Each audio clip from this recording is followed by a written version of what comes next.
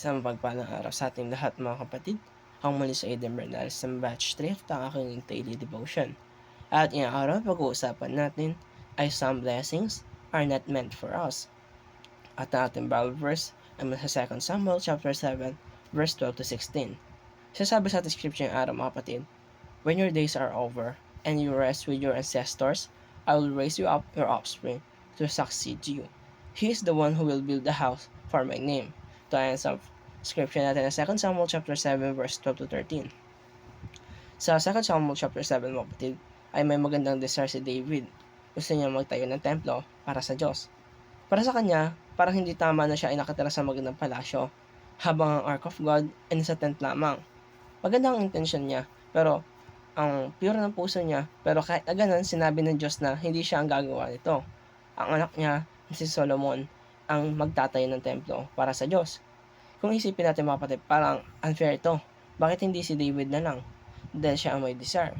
Siya ang may puso para dito, pero pinapakita ng Diyos na hindi lahat ng magandang bagay para sa atin gawin.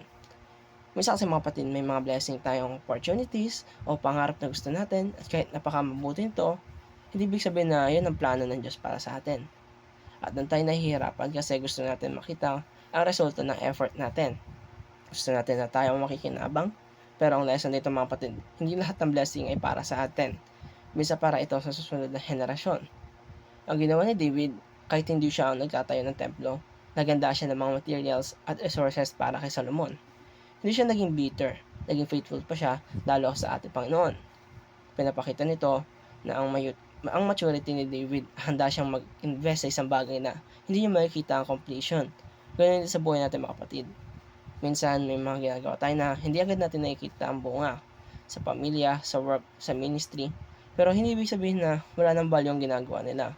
May mas malaking plano ang Diyos na lampas pa sa lifetime natin. At tandaan natin, kahit hindi si David ang nagtayo ng templo, binigyan siya ng Diyos ng mas malaking promises. Ang kanyang lineage ay magiging eternal at ito magmumula si Jesus. Minsan mga kapatid, ang isang basta no ng Diyos na sa isang bagay dahil para sa mas magandang yes.